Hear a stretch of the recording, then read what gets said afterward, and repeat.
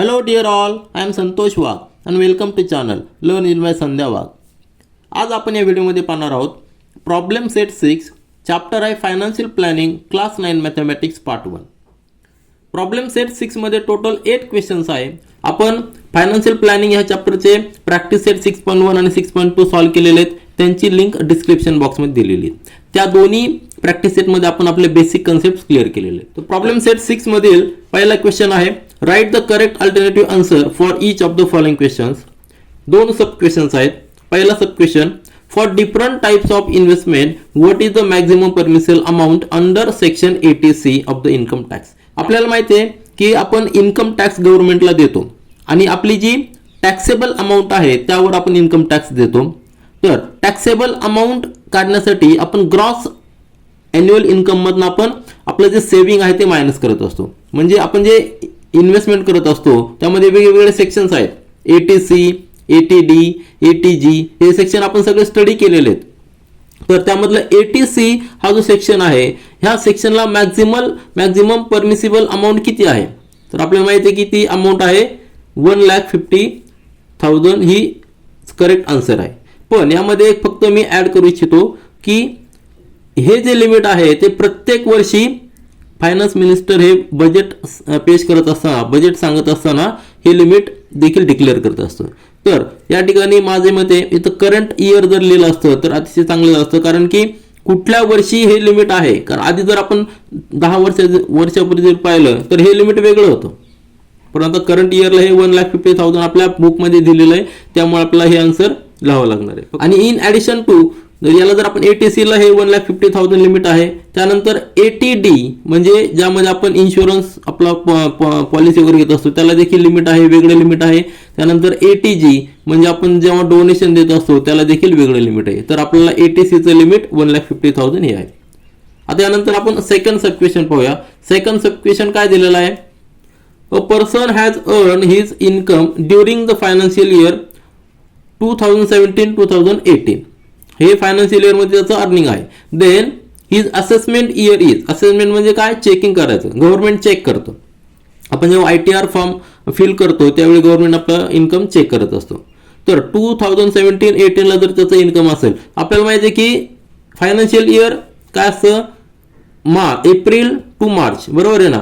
April to March हा period financial इयरचा असतो. म्हणजे 2017 एप्रिल टू 2018 मार्च हे त्याचं अर्निंग इयर आहे. मग ह्या वर्षात त्याचं अर्निंग झालेलं आहे, त्याचं असेसमेंट चेकिंग पुढच्या वर्षी होणार आहे. पुढच्या वर्षी म्हणजे कुठलं इयर असणार आहे, 2018-2019 म्हणजे हे आपलं करेक्ट आन्सर असणार आहे. कारण की पूर्ण इयरचं बॅलन्स चेक झाल्यानंतरच तो असेसमेंट होणार आहे. 2017-18 ह्या करंट इयरमध्ये होणार नाही किंवा आधीच्या इयरमध्ये शक्यच नाही, हे तर नसणारच ऑप्शन. आणि 2016 हे पण नसणार आहे. तर करेक्ट आन्सर आहे 2018-19. म्हणजे लक्षात ठेवायचं ह्या वर्षी आपण इन्कम केलं की त्याचं असेसमेंट नेक्स्ट इयरला होत असतो. यानंतर क्वेश्चन नंबर 2 आहे mister Shekhar spends 60% of his income from the balance he donates ₹300 to an orphanage. He is then left with ₹3,200. What is his income. त्या ठिकाणी मिस्टर शेखर यांचं एक ठराविक इन्कम आहे. त्या इन्कम मधनं 60% ते स्पेंड करतायत. आपण या ठिकाणी रफमध्ये सॉल्व्ह करूया, नंतर व्यवस्थित लिहूया. तर त्यांचं जर इन्कम जे आहे त्याचं स्पेंडिंग किती दिलेलं आहे, 60% दिलेलं आहे. Spend 60% out of total income. जर आपण टोटल इन्कम जे आहे, टोटल इन्कम जर आपण एक्स पकडलं, कारण या ठिकाणी आपल्याला माहित नाही म्हणून आपण काय पकडणार, एक्स रुपीज. तर ह्या out of x rupees 60% spend करणार. मग त्यांच्याकडे बॅलन्स किती राहणार आहे, बॅलन्स राहणार आहे 40% आउट ऑफ टोटल इन्कम. बरोबर आहे ना. 60% स्पेंड होतंय, त्यानंतर बॅलन्स किती राहणार 40%. आणि ह्या बॅलन्स मधनं किती रुपीज 300 डोनेट केलेले आहेत. म्हणजे 40% ऑफ एक्स. बरोबर आहे ना. आता 40% आपण कसं लिहू शकतो, 40/100 इंटू एक्स म्हणजे झाली बॅलन्स अमाऊंट. यातनं किती 300 मायनस करायचे, 300 डोनेट केलेले, बॅलन्स किती राहणार 3,200. बरोबर आहे. तुमच्या लक्षात आलं असेल ही जी अमाऊंट आहे ही बॅलन्स अमाऊंट आहे. स्पेंड केल्यानंतर 60% स्पेंड केल्यानंतर 40% बॅलन्स राहते. 40% म्हणजेच काय 40/100 इंटू एक्स 40% कशाचे आहे, टोटल अमाऊंटचे आहे, म्हणजे 40/100 इंटू एक्स, आणि त्यातनं 300 हे डोनेट केलेले आहेत, आणि डोनेट केल्यानंतर इज लेफ्ट विथ म्हणजे डोनेट केल्यानंतर राहिलेली अमाऊंट किती आहे, 3200. आता हे इक्वेशन मिळालेलं आहे, हे जर आपण सॉल्व्ह केलं की आपल्याला एक्सची व्हॅल्यू मिळणार. एक्स म्हणजेच काय, total income of mister Shekhar. तर अतिशय सोपं आहे, फक्त आपल्याला हे इक्वेशन फॉर्म करता आलं पाहिजे. आपण व्यवस्थित लिहून घेऊया. आता आपण रफमध्ये पाहिलं कसं कॅल्क्युलेशन करायचं आहे. तर सुरुवातीला आपण काय करणार, let mister Shekhar's income is rupees x. आपण एक्स अमाऊंट अजून केलेली आहे. मग काय दिलेलं आहे, 60% त्याचं स्पेंड आहे, 60% त्याचं एक्सपेंडिचर आहे, म्हणजे काय, ही स्पेंड 60% ऑफ इज इन्कम. आता हे पर्सेंटेजमध्ये दिलेलं आहे, आपण जर रुपीजमध्ये कन्वर्ट केलं, कारण आपण एक्स रुपीजमध्ये अजून केलेले आहेत, रुपीजमध्ये कसं येणार आहे, 60/100 इंटू एक्स, कारण की पर्सेंटेज साईन जर आपल्याला काढायचं असेल तर त्याला 100ने डिवाइड करायचं असतं.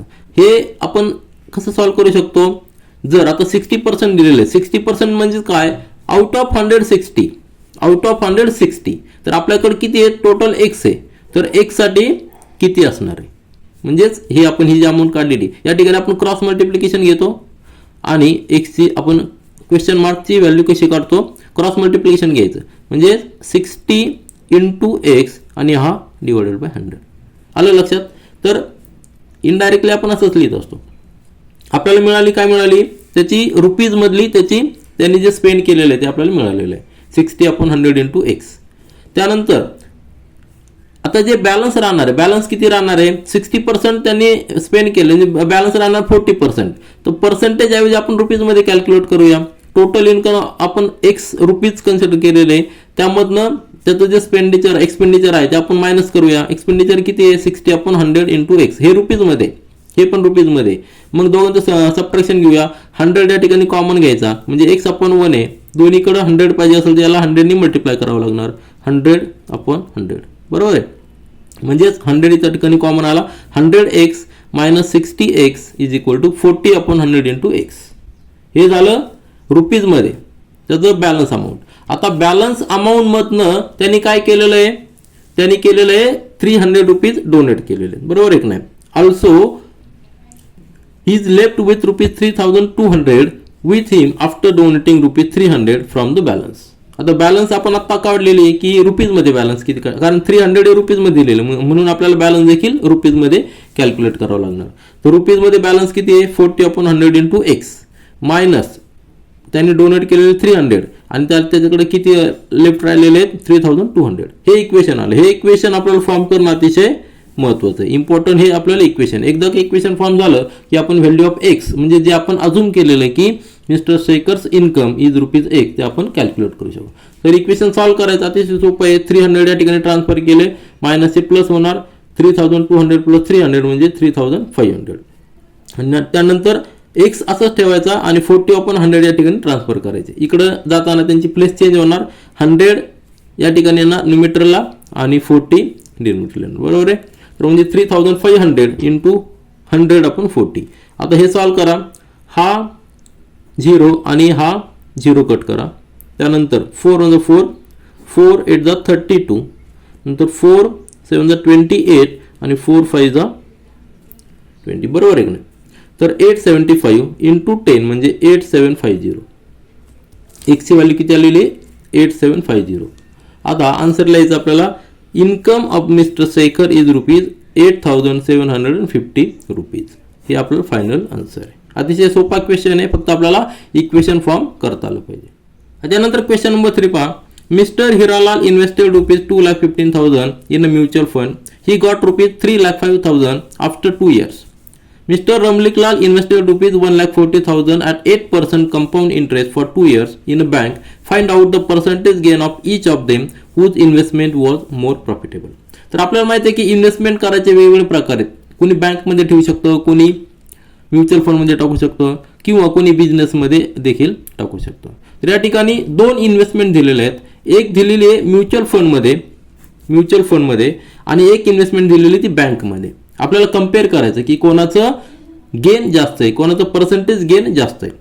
त्यासाठी आपल्याला सुरुवातीला काय काढावं लागणार आहे, त्यांचा रुपीज मधला गेन काढावा लागणार आणि त्यानंतर पर्सेंटेज गेन. आपण कम्पेअर कधी करू शकतो, जर आपण त्यांचा पर्सेंटेज गेन काढला तरच कम्पेअर करू शकतो.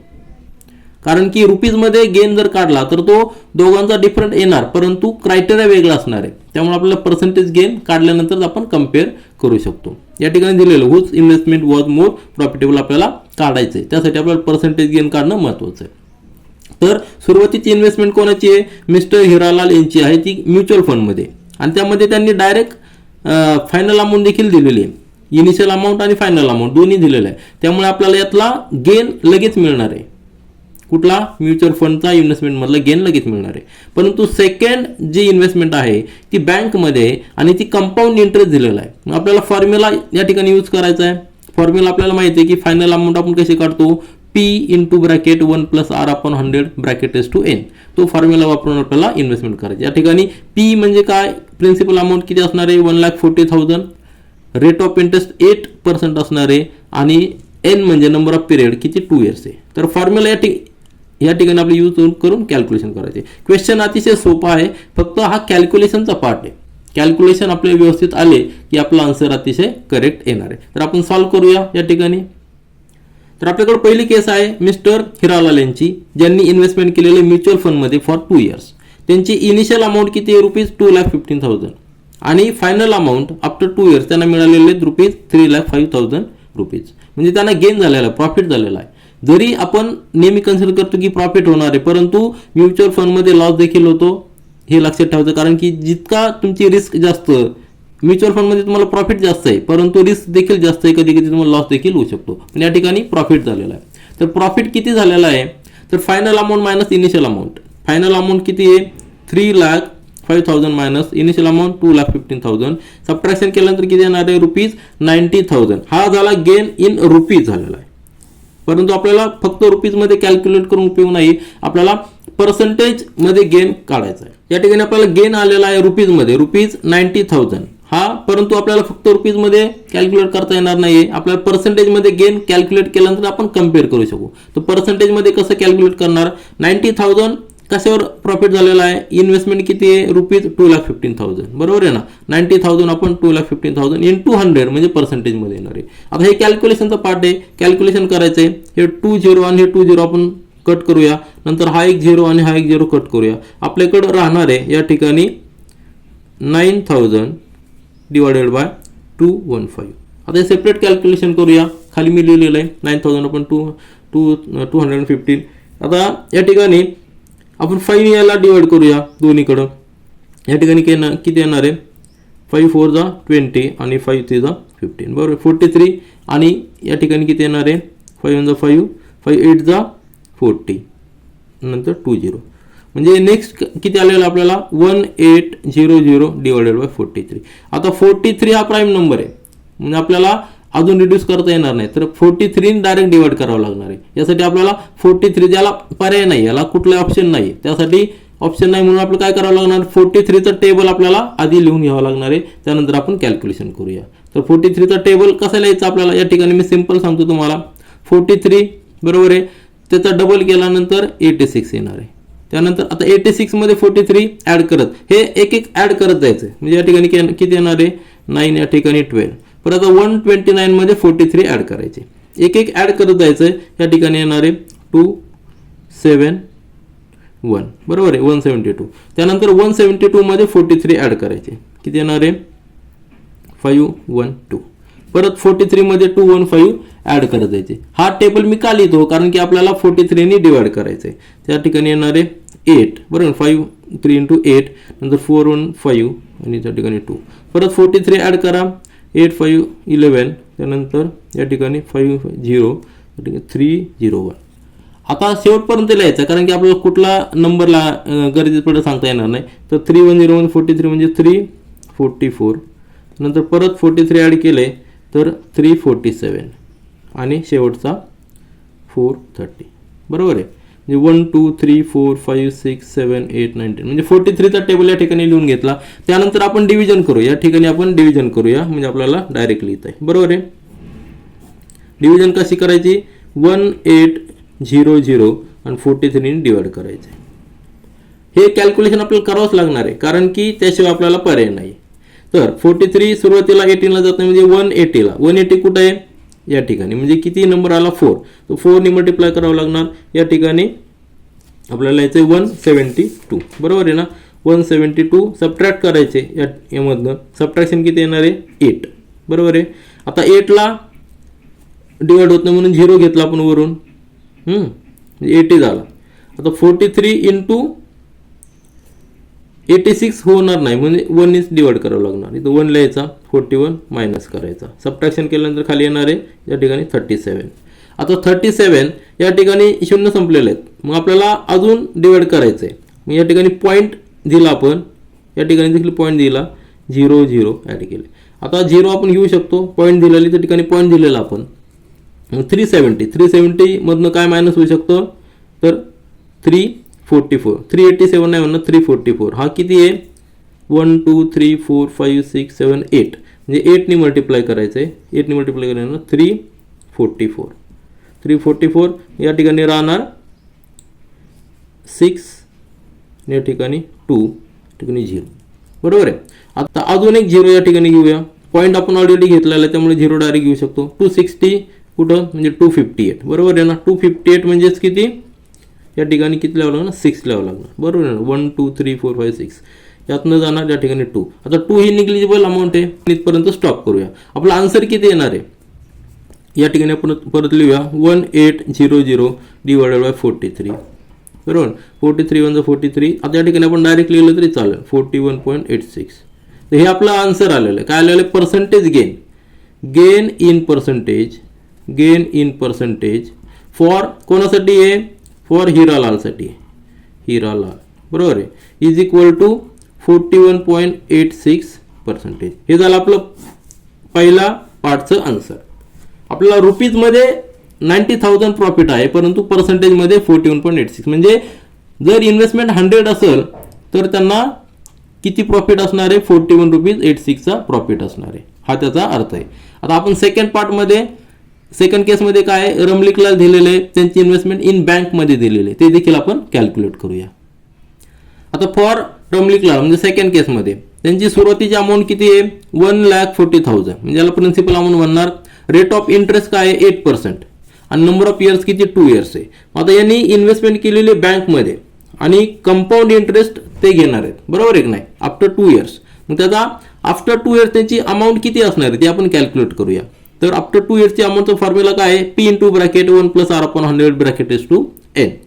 आता R म्हणजे रेट ऑफ इंटरेस्ट किती 8 आणि N म्हणजे नंबर ऑफ पिरियड 2 आणि P ची व्हॅल्यू 1,40,000.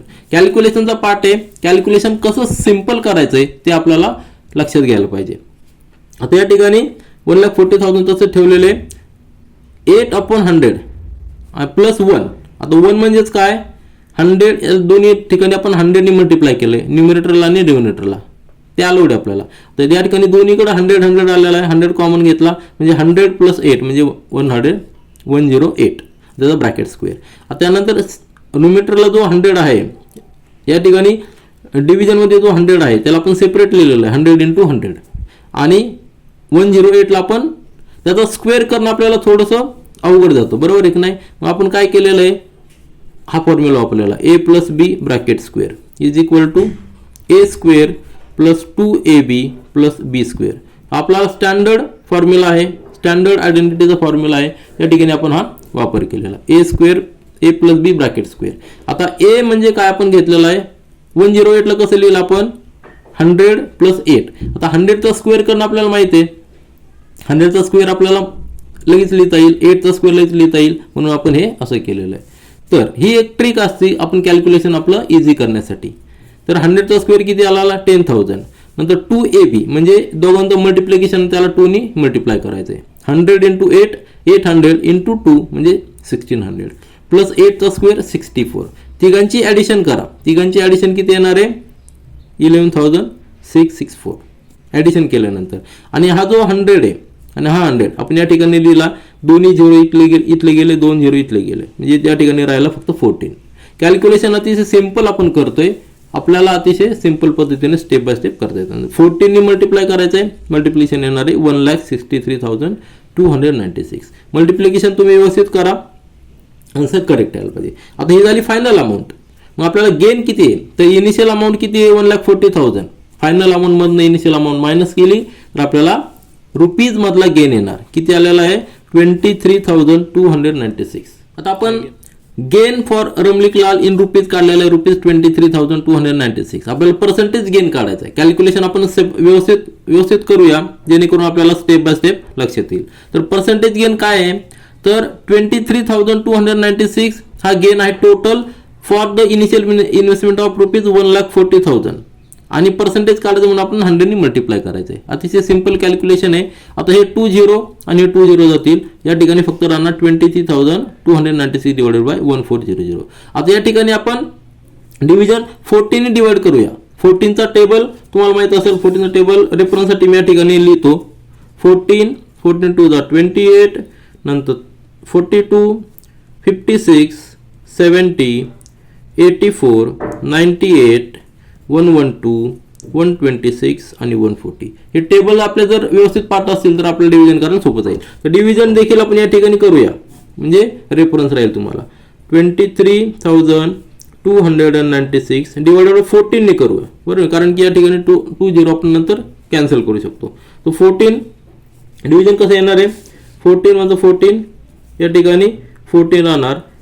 डिव्हिजन केल्यानंतर या ठिकाणी 9 राहणार. सबट्रॅक्शन करायचं बरोबर आहे. अजून त्यानंतर वरून आपण 2 घेतले तर 14 6 जा 84 बरोबर आहे ना.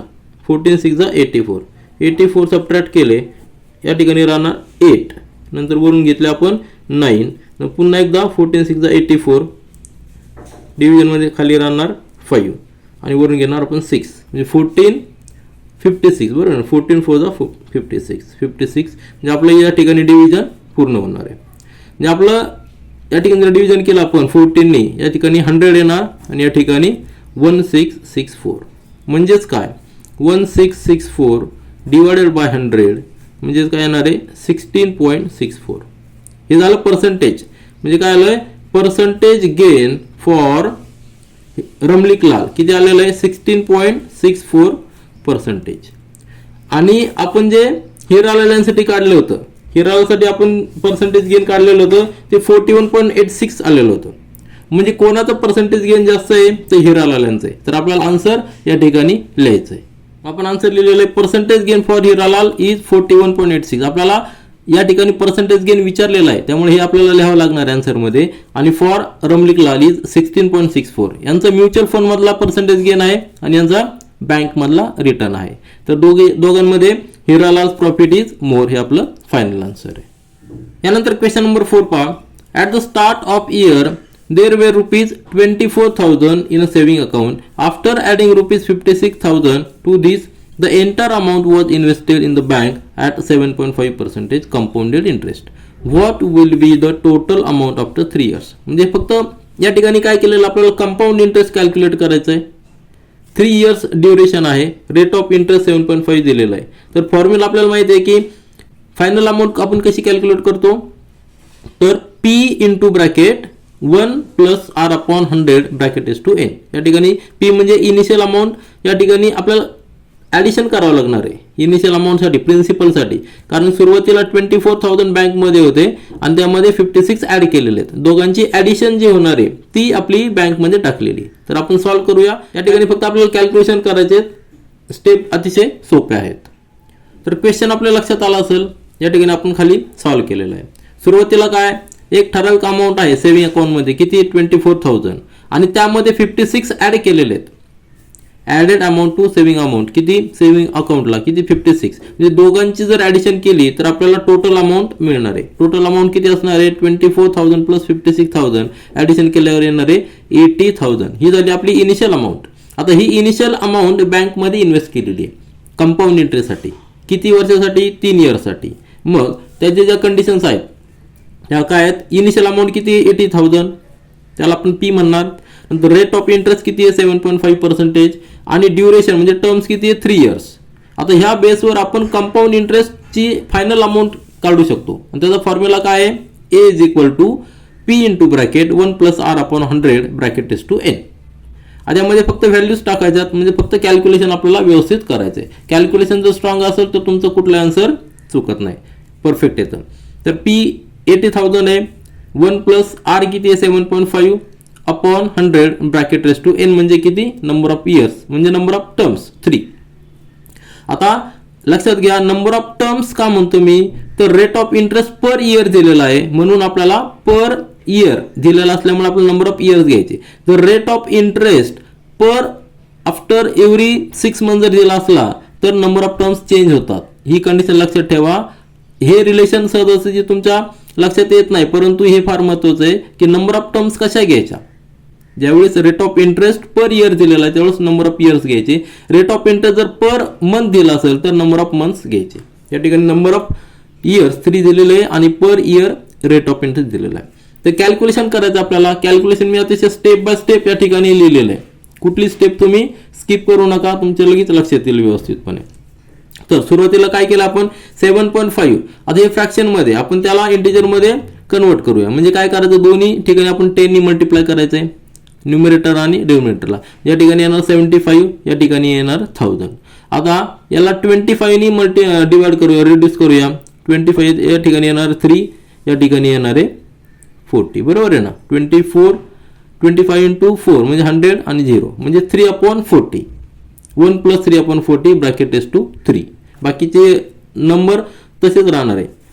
नंतर आता 40 या ठिकाणी आपल्याला कॉमन घ्यायचं आहे न्यूमरेटरला, डिनोमिनेटरला. या ठिकाणी 1 आहे, 1 ला आपण 40 आणि 40 नी मल्टिप्लाय केलं आणि डिवाइड पण केलंय. म्हणजेच काय येणार आहे 40 + 3, कारण 40 हा कॉमन झालेला आहे. 40 + 3 म्हणजे 43 आपण 40 ब्रॅकेट इज टू 3. आता इथपर्यंत तुमच्या लक्षात आलं, ही जी अमाऊंट आलेली आहे ती अमाऊंट इथपर्यंत आलेली. आता यानंतर आपल्याला 43 हा काय झालेला आहे प्राईम नंबर आहे, त्यामुळे आपण अजून रिड्यूस करू शकत नाही. तर मग आपल्याला या ठिकाणी कॅल्क्युलेशन करावं लागणार आहे. तर आपण कॅल्क्युलेशन करूया. 80,000 इंटू 43 आपण 40चा ब्रॅकेट क्यूब म्हणजे आपण 3 वेळा मल्टिप्लाय करायचं आहे. 43 इंटू 43 इंटू 43 आपण 40 इंटू 40 इंटू 40. आता त्यानंतर हे 3 0 आपण डायरेक्ट कट करू शकतो. बरोबर आहे ना. 1 2 3 हे 3 0 आणि 3 0 म्हणजे राहणार काय 80 into 43 into 43 into 43 divided by 4 into 4 into 4. आता परत अजून रिड्यूस करू शकतो. 4 नी याला डिवाइड करू शकतो. 4 × 4 आणि या ठिकाणी 20 येणार आहे. नंतर 4 × 4 या ठिकाणी 5 येणार आहे. अजून रिड्यूस करू शकतो का नाही, म्हणजे 5 into 43 into 43 into 43 divided by 4. आता यानंतर आपल्याला मल्टिप्लिकेशन करण्याशिवाय पर्याय नाही. तर मल्टिप्लिकेशन करायचं आहे. सुरुवातीला 43 इंटू 43चं मल्टिप्लिकेशन करायचं आहे. 43 इंटू 43 मल्टिप्लिकेशन लक्षात घ्या, रेफरन्ससाठी मी या ठिकाणी लिहितो. या ठिकाणी येणार 9, या ठिकाणी येणार 12, या ठिकाणी येणार 0, नंतर 4 × 12, या ठिकाणी 17. ॲडिशन केल्यानंतर 9 4 8 1 म्हणजे 1849. या ठिकाणी 1849 हे कशाचं मल्टिप्लिकेशन आहे 43 इंटू 43. त्यानंतर पुन्हा 1849ला 43 नी मल्टिप्लाय करायचं. म्हणजे नेक्स्ट कॅल्क्युलेशन काय आहे 1849 इंटू 43. बरोबर आहे.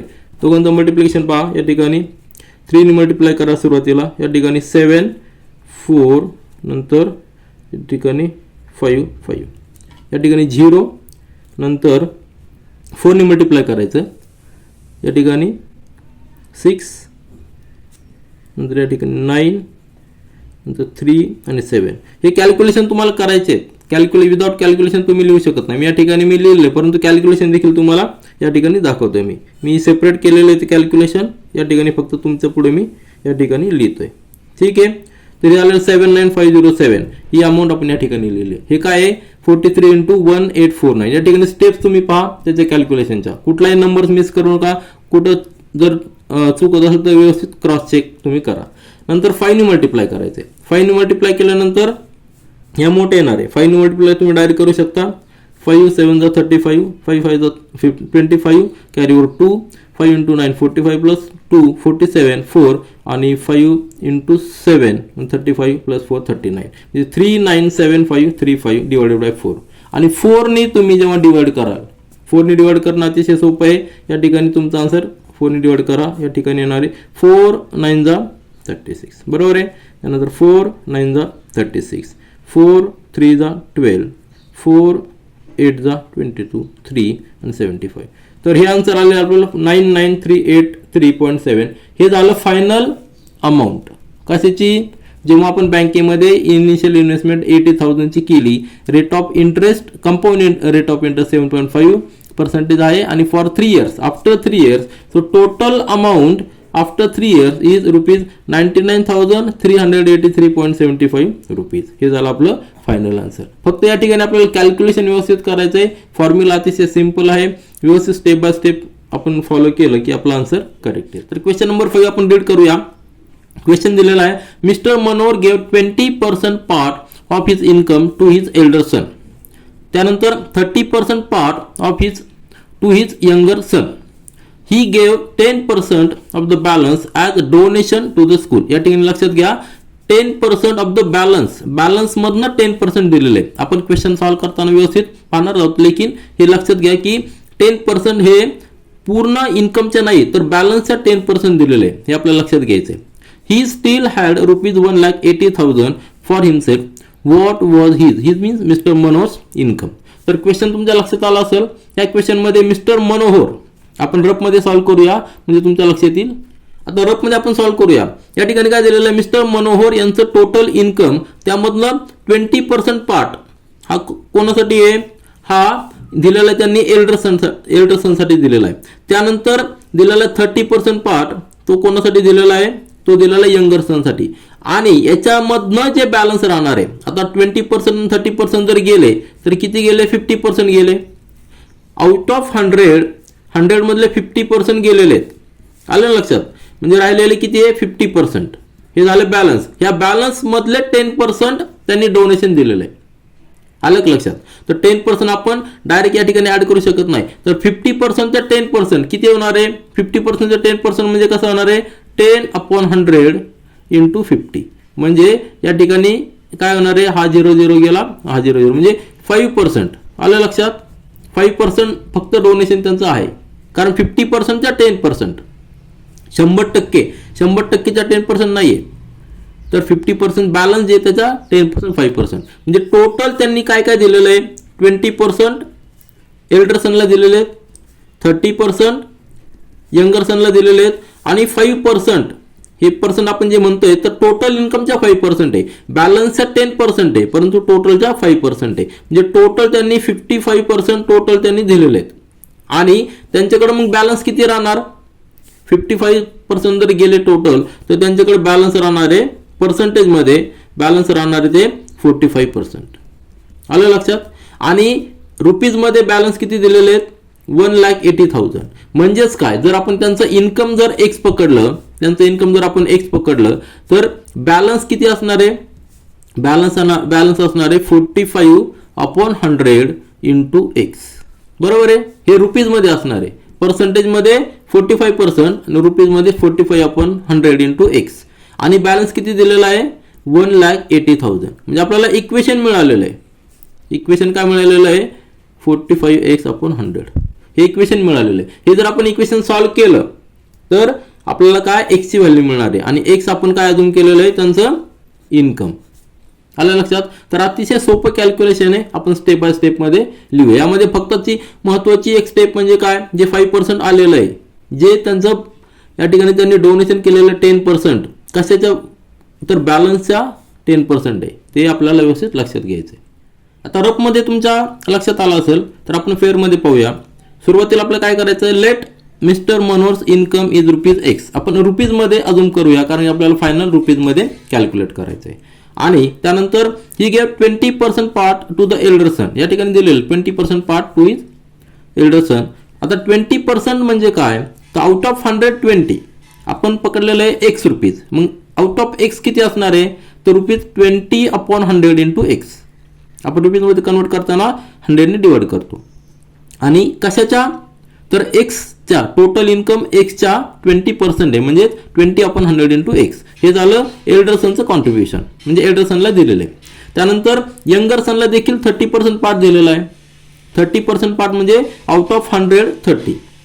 पण आपल्याला आउट ऑफ एक्स काढायचे, म्हणजे किती येणार, 30/100 इंटू एक्स. हा पार्ट झाला यंगर सनसाठी. दोन्ही पार्ट मिळालेले आणि दोन्ही पार्ट दिल्यानंतर जे काही बॅलन्स राहणार आहे, आता आपल्याला बॅलन्स कॅल्क्युलेट करावं लागेल. Therefore balance with him, balance कधी, यंगर सनला आणि एल्डर सनला दोघांना दिल्यानंतर जे काय बॅलन्स राहणार आहे तर ते बॅलन्स आपण काढूया. म्हणजे टोटल इन्कम मधनं एल्डर सनचा पार्ट आणि यंगर सनचा पार्ट जर आपण मायनस केला तर आपल्याला बॅलन्स विथ हिम मिळणार आहे. तर आपण टोटल इन्कम एक्स रुपीज पकडलेलं आहे, त्यामधनं एल्डर सनचा इन रुपीज, एल्डर सनचा part in rupees plus younger सनचा पार्ट इन रुपीज म्हणजे 20/100 into x plus 30/100 into x, हे दोघांचे रुपीज मधले पार्ट झालेले आहेत, कारण की आपण रुपीज मध्ये टोटल इन्कम पकडलेलं आहे. मग हे जर कॅल्क्युलेशन जर केलं आपण 20 आणि 30 म्हणजे 50/100 एक्स मायनस 50/100, आता या ठिकाणी 100 ने आपण मल्टिप्लाय करूया दोन्ही बाजूला एक्स साठी, म्हणजे 100 कॉमन होईल. त्या ठिकाणी 100 कॉमन झालेला आहे बेसला, म्हणून आपण 100 या ठिकाणी घेतलेला आहे, 100 मायनस 50 आणि एक्स तसंच आहे. आता ही जी बॅलन्स अमाऊंट आलेली आहे, बॅलन्स अमाऊंट कधी आलेली आहे, जेव्हा त्यांनी एल्डरसन आणि यंगरसन दोघांना त्यांचे पार्ट दिल्यानंतर जी काय अमाऊंट राहणार आहे ती 50/100 इंटू एक्स ही झालेली. आता ह्या अमाऊंटवर ही अमाऊंट आपण ओरली देखील काढू शकतो, कारण की 20% आणि 30% म्हणजे 50% पार्ट त्यांनी ऑलरेडी दिलेला, रिमेनिंग 50% पार्ट हा बॅलन्स आहे. आता ह्या बॅलन्सवर 10% त्यांनी काय केलेलं आहे, डोनेशन दिलेलं स्कूलला. मग 50/100 एक्स ही जी अमाऊंट आलेली आहे ह्या अमाऊंटचा 10%, ह्या अमाऊंटचा 10% कसं करणार आहे आपण, now he gave 10% of balance to the school as a donation for school donation in rupees. तर 10% हे पर्सेंटेज मध्ये आलं, पण रुपीज मध्ये कसं येणार आहे, 10/100 हा झाला 10% इंटू कशाच्या, तर ही बॅलन्स अमाऊंट जी आहे 50/100 इंटू एक्स, या ठिकाणी फक्त एक्स नाही घ्यायचा, टोटल इन्कमचा 10% नाहीये, तर बॅलन्स अमाऊंटचा 10%. तर बॅलन्स अमाऊंट जी आहे ती आपली 50/100 इंटू एक्स, हे फार महत्वाचे, ही स्टेप फार महत्वाची. ही स्टेप तुम्ही जर व्यवस्थित कॅल्क्युलेट केली की तुमचा आन्सर एकदम करेक्ट येणार आहे. मग हे कॅल्क्युलेशन करा, हा 0 जाईल, हा 0 जाईल, हा 0 आणि हा 0 जाईल, म्हणजे 5/100 बरोबर आहे ना. 5/100 इंटू एक्स ही झाली डोनेशन, स्कूलला डोनेशन दिलेलं आहे. म्हणजे जर आपण एक्सचा कन्सिडर केला, म्हणजे टोटल इन्कमचा जर कन्सिडर केला, तर टोटल इन्कमच्या फक्त 5%, that is 5% of total income. Total income आपण जेव्हा असं लिहितो ऑफ टोटल इन्कम, म्हणजे आपण त्याला एक्सने मल्टिप्लाय करत असतो. 5% म्हणजे काय, जर टोटल इन्कम 100 असेल तर त्यातलं 5 रुपीज हे डोनेशन आहे, 5%चा अर्थ तो आहे. तर 5% ऑफ टोटल इन्कम म्हणजे 5/100 इंटू एक्स ही दिलेली स्कूलला डोनेशन.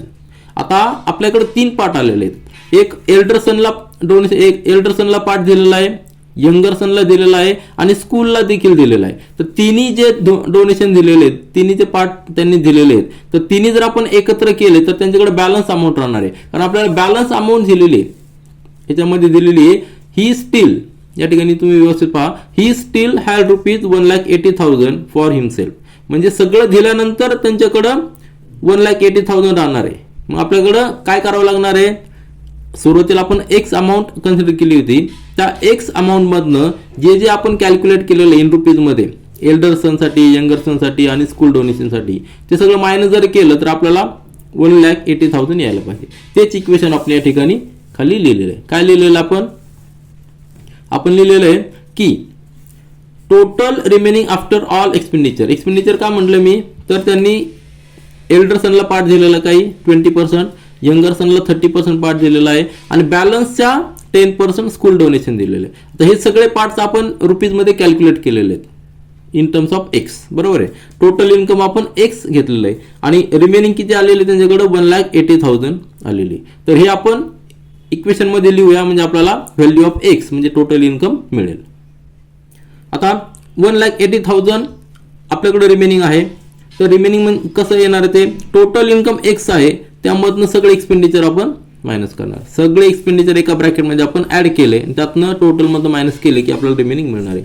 तर हा एल्डर सनचा कॉन्ट्रीब्युशन, यंगर सनसाठी दिलेला पार्ट आणि स्कूलसाठी दिलेलं डोनेशन, हे सगळं इन टर्म्स ऑफ एक्स आपण कॅल्क्युलेट आधी केलेलं आहे. तिघांची ऍडिशन केली त्यानंतर किती येणार आहे, बेस 100 आहे, 20 + 30 + 5 म्हणजे 55 येणार इंटू एक्स. आता एक्स या ठिकाणी नेक्स्ट स्टेपमध्ये आपण कसं करू शकतो, 100/100 into x minus 55/100 into x, म्हणजे आपण या ठिकाणी 100 मल्टिप्लाय केलं, डिवाइड केलं का, आपल्याला बेस कॉमन करायचा होता. या ठिकाणी 100 आपण घेतलेला आहे, 100 - 55 म्हणजे 45/100 इंटू एक्स. आता ही जी अमाऊंट आलेली आहे ती अमाऊंट काय आहे, रिमेनिंग अमाऊंट आहे आणि ते आपल्याला रुपीजमध्ये देखील दिलेली आहे, रुपीज 1,80,000 दिलेली. इक्वेशन सरळ सोपं इक्वेशन आलेलं, इक्वेशन सॉल्व्ह करायचा, एक्स या ठिकाणी ठेवूया आणि 45 आणि 100 त्या ठिकाणी ट्रान्सफर करूया. जेव्हा आपण इक्वल साईनचा त्यांची साईड चेंज करतो त्यावेळी त्यांची प्लेस चेंज होती. हा डिव्हिजनचा मल्टिप्लिकेशनमध्ये येणार, मल्टिप्लिकेशनवाला डिव्हिजनमध्ये जाणार. आता या ठिकाणी सिंपल कॅल्क्युलेशन करा. 15 ने आपण डिवाइड करूया. 15 3 जा 45, नंतर 15 1 जा 15, 15 2 जा 30, बरोबर आहे. 1 0 0, 3 0 तसे राहणार. नंतर 3 1 जा 3, 3 4 जा 12 म्हणजे 4000 इंटू 100 म्हणजे 4 लाख, बरोबर आहे. इक्वेशन सॉल्व केल्यानंतर आपल्याला व्हॅल्यू ऑफ एक्स मिळालेली आहे. एक्स आपण कन्सिडर केलेलं की total income of mister Manohar. आपला आन्सर आलेला आहे mister Manohar's income is ₹4 lakh. हे झालं आपलं फायनल आन्सर. आता यानंतर क्वेश्चन नंबर 6 पहा. Kailas use to spend 85% of his income. When his income increased by 36%, his expenses also increased by 40% of his earlier expenses. How much percentage of his earning he saves now? आता या ठिकाणी जे काही सगळे दिलेले digit सगळे पर्सेंटेजमध्ये दिलेले आहेत. कारण त्याचं स्पेंड दिलेलं आहे 85% मध्ये दिलेलं आहे. नंतर जे काही इन्क्रीज झाले ते देखील पर्सेंटेजमध्ये दिलेलं आहे. मग असे एक्झाम्पल सॉल्व करताना आपण जर अजूम केलं की इन्कम हे ₹100 आहे तर आपल्याला कॅल्क्युलेशन अतिशय सोपं जातं. लक्षात आलं असेल तुमच्या. जर आपण इन्कम जर ₹100 पकडलं तर आपल्याला कॅल्क्युलेशन करणं अतिशय सोपं जातं. परंतु ती एक सोपी मेथड आहे. परंतु जी स्टँडर्ड मेथड आहे ती स्टँडर्ड मेथडमध्ये काय, आपण एक अननोन व्हेरिएबल अजूम करायचा की let Kailas income is x आणि त्यानुसार ते जे काय डिजिट्स येतात ते आपण सगळे कॅल्क्युलेट करूया. तर थोडासा क्रिटिकल किंवा ट्रिकी क्वेश्चन आहे. परंतु जर आपण व्यवस्थित स्टडी केला तर तुमच्या लक्षात येईल. स्टेप बाय स्टेप मी या ठिकाणी लिहितो आणि त्या पद्धतीने तुम्हाला एक्सप्लेन देखील करतो मी. तर क्वेश्चन तुमच्या लक्षात आला असेल आणि एक रफ आयडिया मी देखील दिलेली. तर आपण स्टेप बाय स्टेप व्यवस्थित समजून घेऊया. आपल्याला सुरुवात काय करायची, let Kailas original income is ₹x. आता आपण एक्स अजूम केलेलं आहे. जरी पर्सेंटेजमध्ये दिलेलं सगळं आपण या ठिकाणी ₹100 देखील अजूम करून आपलं कॅल्क्युलेशन सोपं करू शकतो. परंतु एक स्टँडर्ड मेथड काय आहे ते तुम्हाला या ठिकाणी मी सांगण्याचा प्रयत्न केलेला आहे. तर आपण अजूम केलेलं ₹x. आता जे काही कॅल्क्युलेशन करणार आहे, जे काही स्टेप्स सगळ्या इन टर्म्स ऑफ एक्स येतील आपल्या. तर आता या ठिकाणी सुरुवातीला दिलेलं he spends 85% of his income म्हणजे त्याचं एक्सपेन्सेस दिलेलं 85% कशाच्या, इन्कमच्या. तर आपण इन्कम किती पकडलेला आहे, एक्स. जर या ठिकाणी तुम्ही जर 100 इन्कम पकडला तर एक्सपेन्सेस किती येणार, 85, बरोबर आहे ना. जर टोटल इन्कम 100 पकडला तर एक्सपेन्सेस येणार 85. त्याच पद्धतीने आपण या ठिकाणी एक्सपेन्सेस पकडलेला एक्स. मग त्याचं एक्सपेन्सेस किती येणार, त्याला एक्सपेंडिचर देखील म्हणू शकतो आपण. इन रुपीज किती येणार आहे, 85 अपॉन 100 इंटू एक्स. आलं लक्षात.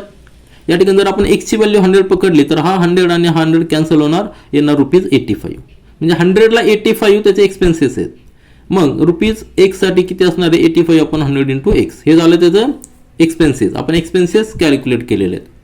त्यानंतर दिलेलं आहे नाव हिज इन्कम इन्क्रीज बाय 36%. आता त्याचं इन्कम 36% वाढलेलं आहे.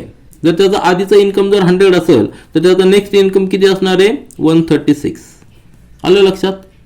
तर आता हेच आपण पर्सेंटेजमध्ये काढलेलं आहे. तर आपल्याला रुपीजमध्ये कसं लिहिता येईल ते आपण या ठिकाणी लिहूया. New income is equal to original income plus increase in income. ह्याचा फॉर्म्युला आपल्याला माहिती आहे.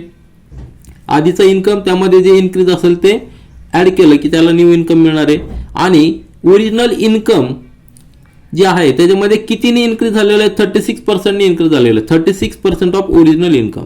आता ओरिजिनल इन्कम आपण एक्स अजून केलेलं आहे, त्याच्यात 36% ऍड होणार आहे. 36% म्हणजे काय, 36 अपॉन 100 इंटू एक्स. हे जर आपण कॅल्क्युलेट केलं तर काय येणार आहे, एक स्टेप आपण या ठिकाणी वाढू शकतो. दोन्हीकडे आपण 100 ने मल्टिप्लाय करू शकतो. या ठिकाणी सुरुवातीला एक्स आणि प्लस 36 अपॉन 100 एक्स. एक्स या ठिकाणी 100 आपण बेस कॉमन केलेला आहे. 100 ने मल्टिप्लाय केलं, डिवाइड केलं, म्हणजे आपण व्हॅल्यू चेंज करत नाही. 100 कॉमन झालेला आहे आणि 100 प्लस 36 म्हणजे 136 अपॉन 100 एक्स. आता हे झालं त्याचं new income in terms of x. आलं लक्षात. In terms of x new income आलेलं आहे. आपण एक्सपेन्सेस देखील काढलेले आहे इन टर्म्स ऑफ एक्स. आता न्यू इन्कम मिळालेलं आहे कन्सिडरिंग 36% ओरिजिनल इन्कम. जर ओरिजिनल इन्कम जर 100 असेल तर त्याचं नवीन इन्कम किती असणार आहे, 136. ओरिजिनल इन्कम जर 1000 असेल तर त्याचं न्यू इन्कम किती असणार आहे, याला 1000 ने मल्टिप्लाय करायचं, डिवाइड 100 करायचं, म्हणजे 1360 असणार आहे. आलं लक्षात. तर हा त्याचा अर्थ आहे. आता न्यू इन्कम आपल्याला मिळालेलं आहे. त्यानंतर क्वेश्चन परत एकदा पहा. क्वेश्चन व्यवस्थित रीड करणं, समजून घेणं फार महत्त्वाचं आहे. आपण सुरुवातीला ओरिजिनल इन्कम काढलेलं आहे, नंतर ओरिजिनल एक्सपेन्सेस काढलेले इन टर्म्स ऑफ एक्स, त्यानंतर इन्क्रीज त्याचं जे झालेलं इन्कम 36%नी ते देखील आपण काढलेलं आहे. आता त्याच्यानंतर एक्सपेन्सेस ऑल्सो इन्क्रीज बाय 40%. आपण सुरुवातीला जे एक्सपेन्सेस घेतलेले 85 अपॉन 100 इंटू एक्स, याच्या 40% इन्क्रीज झालेले आहेत. नवीन एक्सपेन्सेस जे आहेत ते, जरी त्याचं इन्कम 36% इन्क्रीज झालं असलं तरी एक्सपेन्सेस हे अजून जास्त वाढलेले आहेत, 40%नी वाढलेले आहेत. इन्कम फक्त 36नी वाढलेलं आहे आणि एक्सपेन्सेस 40%नी वाढलेले आहेत. पण कशाच्या? आधीच्या एक्सपेन्सेस. तर आधीचे एक्सपेन्सेस आपण या ठिकाणी काढलेलं आहे. मग आपण या ठिकाणी खाली लिहिलेलं आहे. आता स्टेपमध्ये आपण काय लिहिलेलं आहे? Also new expenses increase by 40% of his earlier expenses आपल्याला दिलेलं आहे. आता न्यू एक्सपेन्सेस कसे असणार आहे? Earlier expenses plus 40% of earlier expenses. आता अर्लियर एक्सपेन्सेस आपण कॅल्क्युलेट केलेलं आहे किती? 85 अपॉन 100 इंटू एक्स. मग हे कसं लिहू शकतो आपण? Earlier expenses 85 upon 100 into x plus 40% of this. हे काय ब्रॅकेटमध्ये लिहिलं ते काय? अर्लियर एक्सपेन्सेस आहेत. 40% ऑफ दिस म्हणजे पर्सेंटेज साईन जर आपल्याला काढायचं असेल तर आपण काय करणार? 40 upon 100 into 85 upon 100 into x. हा जो अर्लियर एक्सपेन्सेस आहे त्याच्या 40% आहे. 40% आपण कसं लिहितो? 40 अपॉन 100. आता हे कॅल्क्युलेशन्स आहेत, कॅल्क्युलेशन्स करायचे आहेत. कॅल्क्युलेशन केल्यानंतर आपल्याला ही व्हॅल्यू येणार आहे. तर आपण करूया कॅल्क्युलेशन. हा एक 0 जाईल, त्यानंतर हा एक 0 जाईल, त्यानंतर आपण 2नी डिवाइड करूयात. या ठिकाणी 2 येणार आहे, या ठिकाणी 5 येणार आहे, नंतर 5 5 आणि त्या ठिकाणी 17 येणार आहे. 17 इंटू 2 म्हणजे 34 आणि हा 100 त्या ठिकाणी. आलं लक्षात? तर हे कॅल्क्युलेशन आपण या ठिकाणी केलेलं आहे. तर 85 upon 100 into x plus 17 into 34, हा 100 तसंच आहे इंटू एक्स. आता या ठिकाणी दोन्हीकडे बेस कॉमन आहे 100 आपण या ठिकाणी घेतला. 85 प्लस 34 ॲडिशन किती होणार आहे? 119. बरोबर आहे ना? 4 प्लस 9, 4 प्लस 5 म्हणजे 9, 8 प्लस 3 11 म्हणजे 119 अपॉन 100 इंटू एक्स. हे काय लिहिले? New expenses. न्यू एक्सपेन्सेस ते किती दिलेले? ते 40%नी इन्क्रीज झालेले आहेत. आधीचा जो एक्सपेन्सेस आहे 85 अपॉन 100 इंटू एक्स त्याच्या 40% इन्क्रीज करून नवीन एक्सपेन्सेस आपल्याला मिळालेले आहेत. आता आपल्याला न्यू इन्कम देखील मिळालेलं आहे. बरोबर आहे? न्यू इन्कम आपण या ठिकाणी काढलेलं आहे, न्यू इन्कम मिळालेलं आहे, न्यू एक्सपेन्सेस आपण काढलेले आहे. मग आपल्याला त्याचं सेव्हिंग काढावं लागणार, कारण की आपल्याला क्वेश्चनमध्ये काय विचारलेलं आहे? क्वेश्चनमध्ये आपल्याला विचारलेलं आहे, तुम्ही परत एकदा क्वेश्चन पहा की या ठिकाणी काय विचारलेलं आहे? How much percentage of his earning he saves. या ठिकाणी सेव्हिंग विचारलेलं आहे, सेव्हिंगचं पर्सेंटेज विचारलेलं आहे. मग आपल्याला सेव्हिंग काढावं लागणार आहे. नवीन इन्कम आपल्याकडे आहे, नवीन एक्सपेन्सेस आहे, मग आपण नवीन सेव्हिंग आपण कॅल्क्युलेट करूया. तर सगळ्या गोष्टी स्टेप बाय स्टेप तुम्ही व्यवस्थित समजून घ्या. सुरुवातीला आपण न्यू इन्कम काढलेलं आहे, त्यानंतर न्यू एक्सपेन्सेस देखील काढलेले आहेत. कशाच्या आधारे? आपल्याला जे दिलेलं आहे पर्सेंटेज इन्क्रीज इन इन्कम आणि पर्सेंटेज इन्क्रीज इन सेव्हिंग, त्यावरून आपण न्यू इन्कम आणि न्यू एक्सपेन्सेस काढले. मग आता न्यू इन्कममधनं जर न्यू एक्सपेन्सेस मायनस केले तर आपल्याला सेव्हिंग मिळणार आहे. तर किती असणार? न्यू इन्कम आपलं काढलेलं आपण 136 अपॉन 100 इंटू एक्स आणि न्यू एक्सपेन्सेस काढलेलं आपण 119 अपॉन 100 इंटू एक्स. दोघांची सबट्रॅक्शन घ्यायची. 100 कॉमन आहे, 136 मायनस 119 म्हणजे 17 अपॉन 100 इंटू एक्स. म्हणजे न्यू सेव्हिंग आपल्याला मिळालेलं आहे रुपीज. हे रुपीजमध्ये असणार आहे कारण एक्स आपण रुपीजमध्ये कन्सिडर केलेलं आहे. 17 अपॉन 100 इंटू एक्स. आता फक्त आपल्याला सेव्हिंग विचारलंय का? रुपीजमध्ये विचारलेलं नाही, आपल्याला पर्सेंटेजमध्ये आपल्याला विचारलेलं आहे. तर पर्सेंटेजमध्ये कसं काढणार? कुठल्या गोष्टीचं पर्सेंटेज काढायचं असेल तर कशाच्या पर्सेंटेज काढायचं आहे? तर न्यू सेव्हिंग आपल्याला पर्सेंटेजमध्ये काढायचं आहे. कशाच्या? न्यू इन्कमच्या. आणि पर्सेंटेज काढायचं म्हणजे त्याला पण 100नी मल्टिप्लाय करा. हा फॉर्म्युला तुम्हाला माहित असेल. तर न्यू सेव्हिंग आपण किती काढलेलं आहे? आता व्यवस्थित पहा. न्यू सेव्हिंग किती काढलेलं आहे? 17 अपॉन 100 इंटू एक्स. जस्ट आपण इथं कॅल्क्युलेट केलेलं आहे. बरोबर आहे? तर न्यू सेव्हिंग आपला आहे 17 अपॉन 100 इंटू एक्स. या ठिकाणी आपण कॅल्क्युलेट केलेलं आहे. नंतर न्यू इन्कम जे आहे आपण आधी कॅल्क्युलेट केलेलं आहे. किती आहे? 136 अपॉन 100 इंटू एक्स. हा जो पूर्ण ब्रॅकेट आहे तो सेव्हिंगचा आहे, न्यू सेव्हिंगचा, आणि हा पूर्ण ब्रॅकेट आहे न्यू इन्कमचा. जर न्यू सेव्हिंगला आपण न्यू इन्कमने डिवाइड केलं आणि त्याला 100नी मल्टिप्लाय केलं तर आपल्याला पर्सेंटेज सेव्हिंग आपल्याला मिळणार आहे. आता हे कॅल्क्युलेशन करताना लक्षात घ्या, 17 आपण 100 इंटू एक्स आपण तसं ठेवलंय.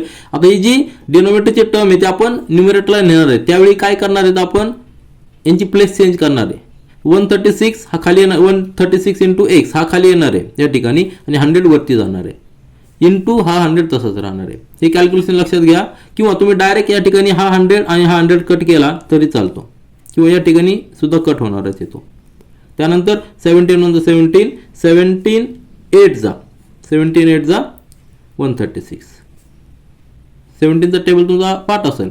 17 8 जा 136 म्हणजे या ठिकाणी काय राहिलेलं आहे 100 या ठिकाणी 8 आणि हा एक्स देखील कॅन्सल होणार आहे दोन्हीकडचा. म्हणजे राहिलेला फक्त 100 अपॉन 8 इज इक्वल टू 12.5%. म्हणजे आपल्याला काय मिळालेलं आहे पर्सेंटेज ऑफ न्यू सेव्हिंग पर्सेंटेजमध्ये किती मिळालेलं आहे 12.5%. तेव्हा आपला आन्सर काय असणार आहे या ठिकाणी आन्सर मी लिहिलेलं आहे. आन्सर लिहिलेलं आहे percentage of his earning he saves is 12.5%. तर थोडासा ट्रिकी क्वेश्चन आहे, परंतु स्टेप बाय स्टेप एक एक स्टेप तुम्ही व्यवस्थित पहा. सगळ्या स्टेप तुमच्या मी अतिशय सिंपल अतिशय सोप्या पद्धतीने मी या ठिकाणी लिहिलेलं आहे. ही एक स्टँडर्ड मेथड आहे. कुठल्याही प्रकारचा तुम्हाला क्वेश्चन आला की ही मेथड तुम्ही जर फॉलो केली की तुमचे सगळे कन्सेप्ट क्लिअर होतील. यानंतर आपण क्वेश्चन नंबर 7 पाहूया. Total income of Ramesh, Suresh आणि प्रीती इज 8,07,000 रुपीज. म्हणजे तिघांचं मिळून इन्कम दिलेलं आहे, इंडिव्हिज्युअल दिलेलं नाही. The percentage of their expenses are 75%, 80% and 90% respectively. म्हणजे रमेशचं एक्सपेन्सेस 75% मध्ये दिलेलं आहे, या ठिकाणी रुपीजमध्ये दिलेलं नाही. सुरेशचं 80% आणि प्रीतीचं 90% हे एक्सपेन्सेस दिलेले आहे. If the ratio of their saving, आता या ठिकाणी सेव्हिंग दिलेलं आहे, परंतु सेव्हिंग रेशोमध्ये दिलेलं आहे 16:17:12. याचा अर्थ काय, ह्या रेशोचा अर्थ काय आपण एक्झाम्पल सॉल्व्ह करताना पाहूया. Then find the annual saving of each of them. आता या ठिकाणी आपल्याला अॅन्युअल सेव्हिंग फाइंड आउट करायचं आहे. तर क्वेश्चन थोडासा लेंदी आहे, परंतु स्टेप बाय स्टेप गेल्यानंतर आपल्याला व्यवस्थित सॉल्व्ह करता येईल. क्वेश्चन रीड केल्यानंतर तुमच्या लक्षात आलं असेल की यामध्ये सगळं कॅल्क्युलेशनचा पार्ट आहे. यामध्ये अननोन काय आहे, तर यांचं इंडिव्हिज्युअल इन्कम आपल्याला अननोन आहे. त्यांचं क्युम्युलेटिव्ह तिघांचं एकत्रित इन्कम दिलेलं आहे, परंतु इंडिव्हिज्युअल इन्कम दिलेलं नाही. आता जे अननोन आहे त्याला आपण काहीतरी अजून करावं लागणार, व्हेरिएबल म्हणजे XYZ आपण त्या ठिकाणी अजून करूया. त्यानंतर रेशो दिलेला आहे, हा जो सेव्हिंगचा रेशो आहे, जेव्हा जेव्हा रेशो दिलेला असतो त्यावेळी त्या ठिकाणी कॉमन मल्टिपल फॅक्टर असतो. म्हणजे आपल्याला कुठलाही एक कॉमन मल्टिपल फॅक्टर घेता येतो आणि त्यानुसार आपल्याला त्यांचं जे सेव्हिंग आहे ते आपल्याला रुपीजमध्ये देखील कॅल्क्युलेट करता येईल with respect to common multiple factor. त्याचा अर्थ काय 16:17:12 म्हणजे काय, जर रमेशचं इन्कम जर 16 रुपीज असेल तर सुरेशचं 17 आहे आणि प्रीतीचं 12 आहे. हे आता रेशो दिलेला आहे, याच्या मल्टिपलमध्ये देखील असणार आहे. आपण एक कुठला तरी एक कॉमन मल्टिपल घेणार, म्हणजेच 16ला आपण कॉमन मल्टिपल जर 10 असेल तर तिन्ही ठिकाणी 10नी मल्टिप्लाय करायचं आणि त्यांचं इन्कम येणार. फक्त एक्झाम्पल म्हणून सांगितलेलं की कॉमन मल्टिपल 10 आहे. तर आपण स्टेप बाय स्टेप सॉल्व्ह करूया आणि प्रत्येक स्टेपमध्ये मी तुम्हाला व्यवस्थित एक्सप्लेन करतो. त्या ठिकाणी मी सगळ्या स्टेप्स व्यवस्थित लिहिलेल्या आहेत आणि स्टेप बाय स्टेप आपण समजून घेऊया. सुरुवातीला आपण let the income of Ramesh is ₹X, income of Suresh as ₹Y आणि इन्कम ऑफ प्रीती ₹Z. हे आपण अजूम केलेले आहेत. का अजूम केलेले आहे, कारण ते अननोन आहेत. आपल्याला त्यांचं कंबाईन इन्कम दिलेलं आहे, इंडिव्हिज्युअल इन्कम दिलेलं नाही, म्हणून आपण इंडिव्हिज्युअल इन्कम अजूम केलेलं आहे. आता हे का अजूम केलेले आहेत तुमच्या लक्षात आलं असेल, कारण त्यांची ॲडिशन आपल्याला नंतर घेता येईल. आपल्याला जो डाटा दिला आहे त्यातनंच आपल्याला सोल्युशन काढायचं आहे. तर नेक्स्ट स्टेपमध्ये हे झालं आपलं पहिलं अजम्पशन. त्याच्यानंतर आपण एक इक्वेशन फॉर्म केलेलं आहे त्या ठिकाणी की टोटल ॲन्युअल इन्कम त्यांचं दिलेलं आहे ₹8,07,000. म्हणजेच X + Y + Z is equal to ₹8,07,000. याला इक्वेशन नंबर 1. आता हे इक्वेशन आपल्याला मिळालेलं आहे. आता हे इक्वेशन आपण सॉल्व्ह करायचं आहे. कसं करणार, एक्सची व्हॅल्यू फाइंड आउट करायची, वायची आणि झेडची ह्या इक्वेशनमध्ये टाकायची आणि आपल्याला सोल्युशन काढायचं आहे. तर आपल्याला काय काय करता येईल, आपल्याला याच्यानंतर दिलेलं आहे एक्सपेन्सेस दिलेले आहेत, ते पर्सेंटेजमध्ये दिलेले आहेत आणि त्याच्यानंतर सेव्हिंगचा रेशो दिलेला आहे. आपल्याकडे एक फॉर्म्युला आहे, नेहमी लक्षात ठेवा. इन्कम जे आहे ते इन्कम म्हणजेच काय, तुमचे जे एक्सपेन्सेस आहेत आणि प्लस सेव्हिंग यांचे ॲडिशन इन्कम असतं. त्याचा उपयोग करून आपल्याला सॉल्व्ह करायचं आहे. तर नेक्स्ट स्टेपमध्ये आपल्याला सेव्हिंगचं काय दिलेलं आहे, रेशो दिलेला आहे. सेव्हिंगचा रेशो काय दिलेला आहे 16:17:12 हा रेशो दिलेला आहे. मग आपण काय करायचं आहे, जेव्हा जेव्हा रेशो दिलेला असतो त्यावेळी आपण कॉमन मल्टिपल फॅक्टर अजूम करू शकतो. तिघांमध्ये एक कॉमन मल्टिपल फॅक्टर असतो आणि तो जर आपण एलिमिनेट केलात की हा रेशो मिळत असतो. तर let the common multiple factor for saving is ₹m. आता m ला आपण अजूम केलेलं आहे आणि त्याचबरोबर रेशो काय दिलेला आहे 16:17:12. मग आपण त्यांचं saving in terms of rupees लिहू शकतो, कारण की m आपल्याकडे कॉमन मल्टिपल फॅक्टर आहे. जर ह्या कॉमन मल्टिपल फॅक्टरने प्रत्येकाला मल्टिप्लाय केलं की त्यांचं सेव्हिंग मिळणार आहे. हे सगळं रुपीजमध्ये असणार आहे. म्हणजे saving of Ramesh is 16m, saving of Suresh is 17m आणि saving of Preeti is 12m. जर ह्या तिघांचा जर आपण रेशो घेतला तर हा m कॅन्सल होणार आणि रेशो आपल्याला 16:17:12 असं मिळणार आहे. म्हणजे हा रेशो आपल्याला दिलेला आहे. लक्षात आलं तुमच्या की आपण जेव्हा रेशो दिलेला असतो त्यावेळेस कॉमन मल्टिपल फॅक्टर घेतो. कॉमन मल्टिपल फॅक्टर घेतला की त्या कॉमन मल्टिपल फॅक्टरने इंडिव्हिज्युअल टर्मला मल्टिप्लाय केलं की त्याचं इंडिव्हिज्युअल इन रुपीज मिळणार. तर हे झालं आपलं इक्वेशन नंबर. या टर्मला आपण इक्वेशन नंबर 2 देऊया आणि याचा उपयोग आपण पुढे करूया. आता आपल्याकडे सेव्हिंग दिलेलं आहे, सेव्हिंग आपण काढलंय. त्यानंतर आपल्याला एक्सपेन्सेस देखील दिलेले आहेत. एक्सपेन्सेस पर्सेंटेज मध्ये दिलेले आहेत. आपल्याला एक फॉर्म्युला यूज करायचा आहे. तो फॉर्म्युला म्हणजे काय, saving is equal to income minus expenses. म्हणजेच काय, इन्कम हे सेव्हिंग आणि एक्सपेन्सेसचं ऍडिशन असते. तर ह्या फॉर्म्युलाचा आपल्याला वापर करायचा आहे. सेव्हिंग आपण या ठिकाणी काढलेले आहेत, इन टर्म्स ऑफ रुपीज काढलेले आहेत, इन टर्म्स ऑफ m देखील काढलेले आहेत. आणि इन्कम जे आहे आपण अजूम केलेले आहेत XYZ, बरोबर एक नाही. इन्कम अजूम काय केलेलं आपण XYZ रिस्पेक्टिव्ह इन्कम अजूम केलेले आहेत. एक्सपेन्सेस आपल्याला दिलेले आहेत ते इन टर्म्स ऑफ पर्सेंटेज दिलेले आहेत. All expenses are given in percentage that is out of 100. आता हा जो फॉर्म्युला आहे सेव्हिंगचा तो income minus expenses, expenses percentage मध्ये दिलेले आहेत, इन्कम आपण अजूम केलेलं रुपीजमध्ये. मग आपल्याला काय करावं लागणार आहे, सेव्हिंग जे आपल्याला मिळणार आहे ते आपल्याला पर्सेंटेजमध्ये मिळणार, कारण की एक्सपेन्सेस आपल्याला पर्सेंटेजमध्ये दिलेले आहेत. ते आपण सुरुवातीला पर्सेंटेजमध्ये काढून घेऊ, नंतर रुपीजमध्ये कन्वर्ट करू. तर पर्सेंटेज काय दिलेलं आहे एक्सपेन्सेसचे की रमेशचं 75% दिलेलं आहे, सुरेशचं 80% दिलेलं आहे आणि प्रीतीचं 10% दिलेलं आहे. या ठिकाणी आपण लिहिलेलं आहे की as percentage expenses of Ramesh, Suresh and Preeti are 75%, 80%, 90%. 90% दिलेलं प्रीतीचं हे रिस्पेक्टिव्हली दिलेले आहेत. मग आपण यांचं सेव्हिंग काढू शकतो इन पर्सेंटेज. सेव्हिंगचा फॉर्म्युला लक्षात घ्या, इन्कम मायनस एक्सपेन्सेस. आता हे पर्सेंटेजमध्ये दिलं म्हणजे आउट ऑफ 100 आहे. आउट ऑफ 100 जर 75 त्याचं जर एक्सपेन्सेस असेल तर सेव्हिंग किती असणार आहे 25. आलं लक्षात. तर 100 मायनस 75 म्हणजे 25% हे सेव्हिंगमध्ये आलं. नंतर सुरेशचं सेव्हिंग किती येणार आहे, एक्सपेन्सेस 80 आहे म्हणजे त्याचं सेव्हिंग किती येणार आहे 20%. प्रीतीचं एक्सपेन्सेस 90 आहे म्हणजे त्यांचं प्रीतीचं सेव्हिंग किती येणार आहे 10% येणार आहे. तर हे सगळे पर्सेंटेज आपण काढलेले आहेत. कशाचे, सेव्हिंगचे काढले. पर्सेंटेज सेव्हिंग आपण या ठिकाणी काढलेले आहे. आणि आपण आधी जे इक्वेशन नंबर 2 हे फॉर्म केलेलं आहे ते सगळं रुपीजमध्ये, कारण इथे m आपण रुपीजमध्ये कन्सिडर केलेलं आहे, कॉमन मल्टिपल फॅक्टर. मग हे पर्सेंटेजमध्ये, हे रुपीजमध्ये, मग आपल्याला काय करावं लागणार आहे, हे जे पर्सेंटेजमध्ये आलेलं सेव्हिंग आलेलं आहे ते आपल्याला रुपीजमध्ये कन्वर्ट करावं लागणार आहे. कारण की सेव्हिंग जे आहे ते आपण जर in terms of rupees convert केलं तर आपण कम्पेअर करू शकू. तर आपण नेक्स्ट स्टेपमध्ये ते कन्वर्ट करूया. या ठिकाणी पुन्हा एकदा पर्सेंटेज सेव्हिंग लिहिलेलं आहे. रमेश, सुरेश, प्रीती यांचं 25%, 20% आणि 10%. हे सगळं आपण पर्सेंटेजमध्ये, मग आपल्याला रुपीजमध्ये कन्वर्ट करायचे. त्यासाठी काय वर्डिंग आहे, now we will calculate saving for each in rupees as we have consider income for Ramesh, Suresh आणि प्रीती ॲज ₹X, ₹Y आणि ₹Z respectively. We can write, आपण काय लिहू शकतो, saving for Ramesh in rupees. आता हे रुपीजमध्ये कन्वर्ट करायचे म्हणजे आउट ऑफ X किती असणार आहे, बरोबर आहे की नाही. हे जे दिलेलं आहे आउट ऑफ 100 दिलेलं आहे, याचा अर्थ काय झाला आहे आउट ऑफ 100. पर्सेंटेज म्हणजे काय, आउट ऑफ 100. आणि या ठिकाणी आपण रुपीजमध्ये कन्वर्ट करणार म्हणजे आउट ऑफ X म्हणजेच काय 25/100 इंटू X. हे झालं आउट ऑफ X. आलं लक्षात. कोणाचं, रमेशचं सेव्हिंग. रमेशचं टोटल इन्कम X आहे आणि सेव्हिंग किती असणार आहे 25/100 इंटू X.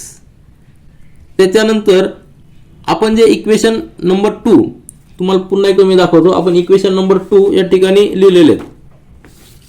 या ठिकाणी पहा इक्वेशन नंबर 2 पुन्हा एकदा पहा. सेव्हिंग फॉर रमेश हे रुपीजमध्ये आपण कन्वर्ट केलेले आहेत, म्हणजे कॉमन मल्टिपल फॅक्टर घेऊन त्यांचा रेशो त्यांचा दिलेला आहे 16:17:12. 16M हे रमेशचं आहे, सुरेशचं 17M आणि प्रीतीचं 12M. आता हे इक्वेशन नंबर 2 आणि आत्ता आपण जे फॉर्म केलेलं आहे, आत्ता आपण एक इक्वेशन फॉर्म केलेलं आहे की रुपीजमध्ये सेव्हिंग रमेशचं किती आहे 25/100 × X. मग हे दोन्ही आपण इक्वल करू शकतो कारण की हे देखील रुपीजमध्ये आणि ते देखील रुपीजमध्ये, फक्त त्या ठिकाणी आपण कॉमन मल्टिपल फॅक्टर घेतलेला आहे. मग from equation 2 saving of Ramesh is 16M आपण आता पाहिलेलं इक्वेशन. मग आपण लिहू शकतो की 16M = 25/100 × X. लक्षात आलं तुमच्या? 16M काय आहे, त्यांचा कॉमन मल्टिपल फॅक्टर घेऊन आपण इक्वेशन मध्ये लिहिलेलं आहे. आणि 25/100 × X हे कसं कॅल्क्युलेट केलंय, आपण एक्सपेन्सेस मायनस करून सेव्हिंग काढलेलं आहे. तर हे दोन्ही इक्वल असणार आहे. मग यावरून आपण X ची व्हॅल्यू फाइंड आउट करू शकतो. X ची व्हॅल्यू का फाइंड आउट करायची, कारण की आपण इक्वेशन नंबर 1 लिहिलेलं आहे. पुन्हा एकदा पहा तुम्ही, इक्वेशन नंबर 1 आपण काय लिहिलेलं आहे, x + y + z = ₹8,07,000 हे आपल्याला दिलेलं आहे. मग आपण x ची व्हॅल्यू देखील फाइंड आउट करतो in terms of m, y ची व्हॅल्यू देखील फाइंड आउट करतो इन टर्म्स ऑफ m आणि z ची व्हॅल्यू देखील फाइंड आउट करतो इन टर्म्स ऑफ m. मग तिन्ही ठिकाणी एकच व्हेरिएबल येणार आहे, मग आपल्याला इक्वेशन सॉल्व्ह करायला सोपं जाईल. तर आपण x ची व्हॅल्यू या ठिकाणी फाइंड आउट केलेली आहे. ती कशी, तर x इकडेच ठेवला आहे, 25/100 या ठिकाणी ट्रान्सफर केला म्हणजे त्यांची प्लेस चेंज होणार. म्हणजे या ठिकाणी 25 आणि या ठिकाणी 4 म्हणजे 16 × 4 म्हणजे किती आलेलं 64M. आता x ची value in terms of m आलेली आहे. त्याच पद्धतीने या इक्वेशन नंबर 3 दिलेलं आहे. त्याच पद्धतीने आपण सुरेशचं देखील जे इन्कम सेव्हिंग आहे इन रुपीज आपण कसं कॅल्क्युलेट करू शकतो, 20/100 × y. कारण की 20% त्याचं सेव्हिंग आहे, पर्सेंटेजमध्ये 20% आहे, म्हणजे आउट ऑफ y त्याचं सेव्हिंग असणार आहे 20/100 × y. आणि इक्वेशन नंबर 2 वरनं आपण सुरेशचं सेव्हिंग किती लिहिलेलं आहे 17M, म्हणजे 17M = 20/100 × y. कारण हे दोन्ही सेव्हिंग आहेत, हे देखील सुरेशचं सेव्हिंग आहे आणि 17M देखील सुरेशचं सेव्हिंग आहे. दोन्ही आपण कम्पेअर करू शकतो इक्वल साइन देऊन.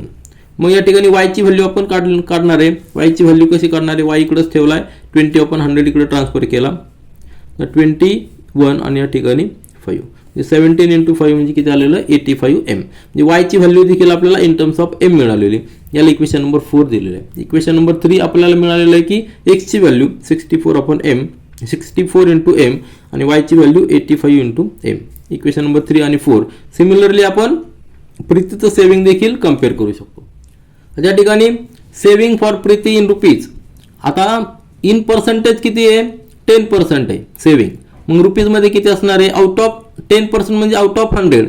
आता आउट ऑफ झेड म्हणजे टोटल इन्कमच्या प्रीतीच्या टोटल इन्कमच्या सेव्हिंग किती असणार आहे 10/100 × झेड, कारण झेड हे प्रीतीचं इन्कम आहे. आणि इक्वेशन नंबर 2 मध्ये आपण प्रीतीचं सेव्हिंग किती दाखवलेलं आहे 12M दाखवलेलं आहे.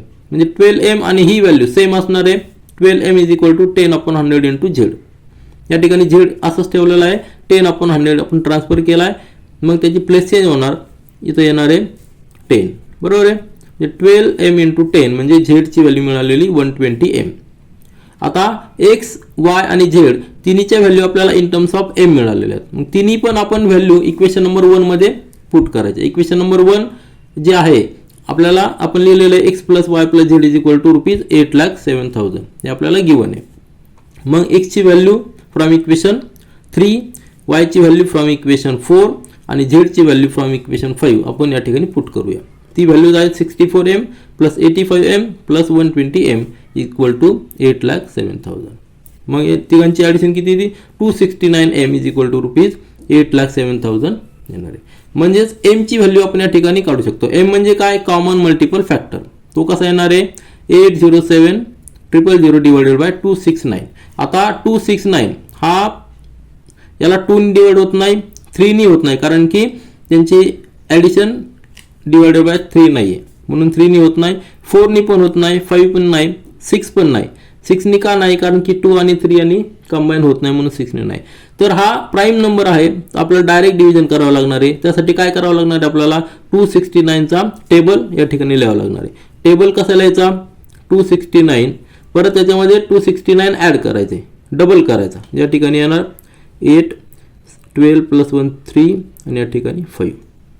आपण टेबल लिहूया, कुठपर्यंत आपल्याला गरज पडेल तिथपर्यंत लिहूया, कारण की असे जे कॅल्क्युलेशन असतात ते सिंपल असतात. हा टेबलमध्ये कुठेतरी येणार, तो फक्त कुठे येतो ते आपल्याला या ठिकाणी कॅल्क्युलेट करायचा आहे. आता हा आणि हा यांची ॲडिशन करायची, म्हणजे किती येणार इथं 7, 6 + 9 3 + 1 0 म्हणजे 10 आणि या ठिकाणी 8. आता तुमच्या लक्षात आलं असेल की 807 इथं पण देखील 807 आहे, म्हणजे 269ला जर आपण 3 ने मल्टिप्लाय केलं तर 807 येणार आहे. पुढे टेबल लिहायची गरज नाही आपल्याला, म्हणजे या ठिकाणी 1 आणि या ठिकाणी 3, बरोबर आहे, आणि 30 तसं इथे. कॅल्क्युलेशन सोपं असतं, फक्त आपल्याला या ठिकाणी कॅल्क्युलेट करावं लागणार आहे. म्हणजे एमची व्हॅल्यू किती आलेली आहे, एम = 3000. आता हा कॉमन मल्टिपल फॅक्टर आहे. मग आपण इक्वेशन 2 मध्ये पुट करूया. इक्वेशन 2 आपण लिहिलेलं आहे की प्रत्येकाचं कॉमन मल्टिपल फॅक्टर घेऊन आपण सेव्हिंग लिहिलेलं आहे. तर सेव्हिंग काय लिहिलं होतं आपण, ॲन्युअल सेव्हिंग फॉर रमेश म्हणजे 16M, बरोबर आहे ना. तर 16M मध्ये M 3000 आहे, म्हणजे ₹48,000 हे याचं ॲन्युअल सेव्हिंग आहे. त्याच पद्धतीने सुरेशचं 17M म्हणजेच काय झालेलं आहे, 17 × 3 म्हणजे 51,000. आणि प्रीतीचं सेव्हिंग किती असणार आहे, 12M म्हणजे 12 × 3000 म्हणजे 36,000. आता ह्या तिघांचा जर रेशो घेतला तर रेशो आपल्याला 16:17:12 येणार, कारण की 3000 हा कॉमन आहे तिघांमध्ये. मग हे झालं त्यांचे ॲन्युअल सेव्हिंग. आलं लक्षात, ॲन्युअल सेव्हिंग आलेलं आहे. आता याच्यावरनं जरी आपल्याला ह्या क्वेश्चनमध्ये विचारलेलं नाही की त्यांचं इन्कम किती आहे, तर इन्कम तुम्ही काढू शकता का, काढत असाल तर तुम्ही कॉमेंट सेक्शनमध्ये लिहा. मग आपलं ह्या क्वेश्चनसाठी आन्सर आपण या ठिकाणी लिहिलेलं आहे की annual saving of Ramesh is ₹48,000, for Suresh is 51,000 आणि फॉर प्रीती इज ₹36,000. हे झालं आपलं फायनल आन्सर. आता त्यानंतर आपण क्वेश्चन नंबर 8 पाहूया. Compute the income tax payable by the following individuals. आता 3 सब क्वेश्चन्स आहेत.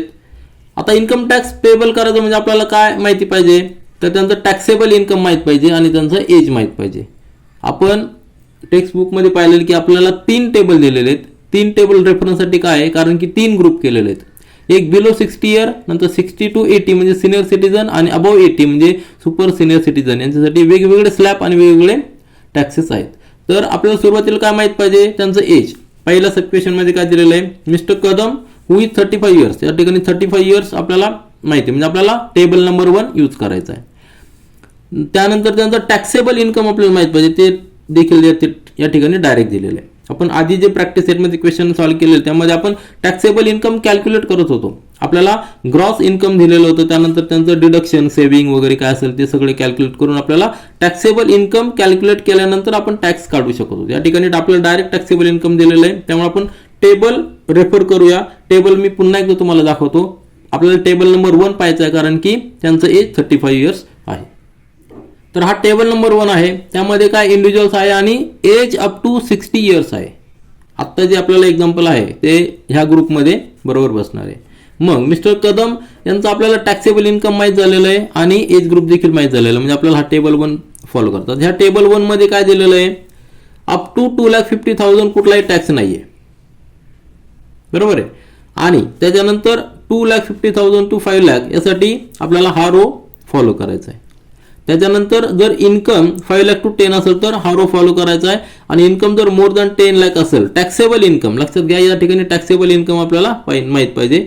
जर टॅक्सेबल इन्कम मोर दॅन 10,00,000 असेल तर आपल्याला हा रो फॉलो करायचा आहे. तर मिस्टर कदम यांचं टॅक्सेबल इन्कम मोर दॅन 10,00,000 आहे, कारण की त्यांचं टॅक्सेबल इन्कम आपले किती दिलेलं आहे, आपल्याला त्यांचं टॅक्सेबल इन्कम दिलेलं आहे 13,35,000. म्हणजे आपल्याला ह्या रो मध्ये त्यांचं इन्कम बसतं, कारण मोर दॅन 10,00,000 आहे.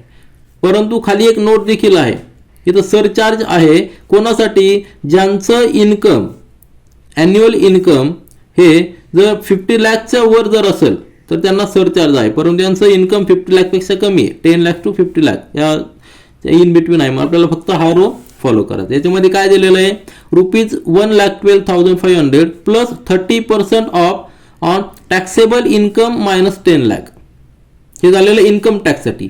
आता ह्या क्वेश्चनमध्ये आपल्याला फक्त इन्कम टॅक्स कॅल्क्युलेट करायचा आहे. आपल्याला एज्युकेशन सेस काढायचा नाही किंवा सेकंडरी आणि हायर एज्युकेशन सेस देखील काढायचा नाही, फक्त इन्कम टॅक्स आपल्याला काढायचा आहे. परंतु जेव्हा आपण टॅक्स पे करतो गव्हर्नमेंटला, त्यावेळी हे तिन्ही टॅक्स तिन्ही सेस म्हणजे इन्कम टॅक्स प्लस हा सेस आणि हा सेस हे तिन्ही आपल्याला पे करायचे असतात. परंतु ह्या क्वेश्चनमध्ये आपल्याला फक्त इन्कम टॅक्स हा कॅल्क्युलेट करायचा आहे. तर कॅल्क्युलेट करण्यासाठी आपण ह्या रोचा रेफरन्स घेऊया आणि आपलं एक्झाम्पल सॉल्व्ह करूया. आता आपण टेबल रेफर केल्यानंतर आपण या ठिकाणी लिहू शकतो here to calculate income tax for mister Kadam we will refer table 1. का? कारण की as age of mister Kadam is 35 years, म्हणून आपण टेबल 1 रेफर केलेला आहे. Also we will refer 4th row from the table 1 for tax calculation as mister Kadam's taxable income is more than 10 lakhs. Also आता या ठिकाणी अजून एक नोट मी या ठिकाणी लिहिलेली. Also you will not have to pay surcharge as his income is below 50 lakhs. कारण की खाली एक नोट दिलेली, जर इन्कम 50 lakhच्या वर जर असेल आणि 1 crore पर्यंत असेल तर तुम्हाला सरचार्ज द्यायचा आहे. किती? 10%. आणि जर 50 lakhच्या पुढे असेल, 50 lakhच्या जर आणि 1 crore देखील पुढे असेल तर तुम्हाला 15% सरचार्ज द्यायचा आहे. या ठिकाणी 10 lakhs आहे, 10 lakhच्या अबव आहे, परंतु बिलो 50 lakhs आहे, म्हणून सरचार्ज नाही आहे. तर आपण इन्कम टॅक्स काढूया. इन्कम टॅक्सचा फॉर्म्युला या ठिकाणी दिलेला आहे. 4th रो आपण रेफरन्स केलेला आहे. अबव 10 lakhs आहे म्हणून ₹1,12,500 प्लस 30% ऑफ कशाच्या? On taxable income minus 10 lakh. त्या ठिकाणी 10 lakh का मायनस केलेले आहे? कारण की अप टू 10 lakhs या ठिकाणी हा टॅक्स आहे. 1,12,500 हा टॅक्स 10 lakhs पर्यंतच्या अमाऊंटला आहे, म्हणून आपण 10 lakh मायनस केलेले. आणि 10 lakhच्या वरती जी अमाऊंट आहे त्याला 30% आहे. मग या ठिकाणी आपण कॅल्क्युलेशन लिहूया. 1,12,500 प्लस 30% ऑफ टॅक्सेबल इन्कम किती आहे? 13,35,000. त्यातलं 10 lakh मायनस केलेले म्हणजे 3,35,000 वर 30%. 30% म्हणजेच काय? इंटू त्याला आपण 30/100 करणार, इंटू ती अमाऊंट येणार आहे. जेव्हा आपण पर्सेंटेज साईन काढतो त्यावेळी आपण 100 ने डिवाइड करतो. हे कॅल्क्युलेशनचा पार्ट आहे. कॅल्क्युलेशन तुम्ही पाहू शकता. या ठिकाणी हा 0 गेला, हा 0 आणि हा 0 गेला, म्हणजे 3 × 33,500. दोघांचं मल्टिप्लिकेशन या ठिकाणी किती येणार आहे? 1,05,000. 1,05,000 प्लस हे 1,12,500. बरोबर आहे ना? तर यांची ॲडिशन किती येणार आहे? ₹2,13,000. ही टोटल काय झालेली आहे? टोटल इन्कम टॅक्स झालेला आहे. आणि मग अशीच मी सांगितल्याप्रमाणे या ठिकाणी आपण फक्त इन्कम टॅक्स कॅल्क्युलेट केलेला आहे. सेस कुठलाही कॅल्क्युलेट केलेला नाही. एज्युकेशन सेस किंवा हायर सेकंडरी सेस देखील आपण कॅल्क्युलेट केलेलं नाही. परंतु जेव्हा आपण टॅक्स पे करतो गव्हर्नमेंटला त्यावेळेस सेस देखील कॅल्क्युलेट करून आपल्याला पे करावा लागतो. या क्वेश्चनमध्ये आपल्याला फक्त इन्कम टॅक्स कॅल्क्युलेट करायला लावलाय, म्हणून आपण या ठिकाणी लिहिलंय mister Kadam's income tax is ₹2,13,000. हे झालं आपलं फायनल आन्सर. त्यानंतर सेकंड क्वेश्चन आहे mister Khan is 65 years of age and his taxable income is ₹4,50,000. पुन्हा एकदा आपल्याला या ठिकाणी डायरेक्ट टॅक्सेबल इन्कम दिलेलं आहे आणि एज ग्रुप आहे 65. म्हणजे 65 years हा एज ग्रुप म्हणजे सिनियर सिटीजनचा ग्रुप आहे. म्हणजे आपल्याला टेबल नंबर 2 रेफर करायचा आहे. तर टेबल नंबर 2 आपण पुन्हा एकदा पाहूया टेक्स्टबुक मधला. तर हा टेबल नंबर 2 आहे, त्यामध्ये सिनियर सिटीजनसाठी आहे एज ग्रुप 60 to 80 years. आता मिस्टर खान यांचं एज किती आहे? 65. म्हणजे ह्या ग्रुपमध्ये ते बसतोय. आता आपल्याला सिलेक्ट करायचा रो, कुठल्या रो मध्ये त्यांचं टॅक्सेबल इन्कम आहे. या ठिकाणी पहिला जो रो आहे म्हणजे अप टू 3 lakhs कुठलाही टॅक्स पे करायचा नाही ह्या ग्रुपसाठी. त्यानंतर 3 lakh to 5 lakh ह्या स्लॅबसाठी 5% on the taxable income minus 3 lakhs आपल्याला हा कॅल्क्युलेशन रो घ्यायचा आहे. कारण की यांचं जे टॅक्सेबल इन्कम आहे ते 4,50,000 म्हणजे ह्या रो मध्ये सेकंड रो मध्ये त्यांचं फिट होते. मग आपल्याला हा रो कॅल्क्युलेशनसाठी घ्यावा लागणार आहे. काय कॅल्क्युलेशन आहे? 5% on the taxable income minus 3 lakhs. Minus 3 lakhs काय केलेलं आहे? कारण की अप टू 3 lakhs कुठलाही टॅक्स नाही. 3 lakhsच्या वरती जे इन्कम आहे त्याला 5% आहे. आता या ठिकाणी पुन्हा एकदा आपण इन्कम टॅक्स कॅल्क्युलेट करणार आहे. फक्त एवढाच एक ब्लॉक आपण घेणार आहे. एज्युकेशन सेस आपल्याला विचारलेलं नाहीये किंवा higher secondary and higher education cess देखील आपल्याला विचारलेलं नाही. परंतु आपण जेव्हा गव्हर्नमेंटला टॅक्स पे करतो त्यावेळी आपल्याला हे देखील कॅल्क्युलेट करून पे करावं लागतं. आता आपण फक्त इन्कम टॅक्स कॅल्क्युलेट करणार आहे आणि सेकंड रो आपण कन्सिडर करणार आहोत. आता आपण टेबल रेफर केलाय. टेबलनुसार आपण काय लिहू शकतो? Here to calculate income tax for mister Khan we will refer table number 2 as age of mister Khan is 65 years. That is senior citizen. म्हणजे 60 to 80 च्या इन बिटवीन ग्रुपमध्ये असल्यामुळे आपण टेबल नंबर 2 रेफर करणार. Also we will refer second row for tax calculation as mister Khan's taxable income is in between ₹3 lakhs to ₹5 lakhs. या स्लॅबमध्ये असल्यामुळे आपण सेकंड रो कॅल्क्युलेशनसाठी घेणार आहे. आता सेकंड रोचं कॅल्क्युलेशन कसं दिलेलं आहे? Income tax for mister Khan is 5% of the on taxable income minus 3 lakhs. Minus 3 lakhs काय केलेलं आहे, कारण की अप टू 3 lakhs कुठलाही टॅक्स पे करायचा नाही ह्या ग्रुपसाठी. मग 5% ऑफ टॅक्सेबल इन्कम आहे 4,50,000 मायनस 3 lakhs म्हणजे येणार आहे 1,50,000. 1,50,000 5%. 5% म्हणजेच काय, आपण पर्सेंटेज साईन जेव्हा बाजूला काढतो त्यावेळी आपण त्याला 100 ने डिवाइड करतो. म्हणजे 5 आपण 100 इंटू 1,50,000. आता 2 झिरो या ठिकाणी कट झालेले आहेत. म्हणजेच काय, याचा अर्थ काय आला, 5 इंटू 1,500 म्हणजे 7,500 रुपीज. 7,500 हा झाला इन्कम टॅक्स. या ठिकाणी आपण पुन्हा एकदा एज्युकेशन सेस कॅल्क्युलेट केलेलं नाहीये, सेकंडरी आणि हायर एज्युकेशन सेस देखील कॅल्क्युलेट केलेलं नाही, फक्त आपण इन्कम टॅक्स कॅल्क्युलेट केलेला आहे. Income tax for mister Khan, income tax is rupees 7,500. हे झालं आपलं फायनल आन्सर. आता आपण सेकंड क्वेश्चन सॉल्व्ह केलेला आहे, सेकंड सब क्वेश्चन पाहिलेला आहे. आता त्यानंतर आपण थर्ड सब क्वेश्चन पाहूया. Miss Varsha age 26 years has a taxable income of rupees 2,30,000. आता यांच्यासाठी आपल्याला टॅक्स किती येणार आहे, इन्कम टॅक्स किती येणार ते आपल्याला कॅल्क्युलेट करायचं आहे. आता या ठिकाणी एज ग्रुप दिलेलं 26 years म्हणजे आपल्याला टेबल नंबर 1 फॉलो करायचं आहे. तर आपण पुन्हा एकदा टेबल नंबर 1 या ठिकाणी रेफर करूया आणि पाहूया की यांना किती टॅक्स पडतोय तो. त्या ठिकाणी आपण टेबल नंबर 1 फॉलो करू, कारण की मिस वर्षा यांचं एज 26 year दिलेलं आहे आणि ह्या ग्रुपमध्ये इंडिव्हिज्युअलसाठी आपल्याला अप टू एज 60 years साठी हा टेबल आपल्याला फॉलो करायचा आहे. आता त्यांचं टॅक्सेबल इन्कम हे 2,30,000 दिलेलं आहे आणि ह्या टेबलमध्ये जर पाहिलं आपण तर अप टू 2,50,000 कुठलाही टॅक्स नाही आहे.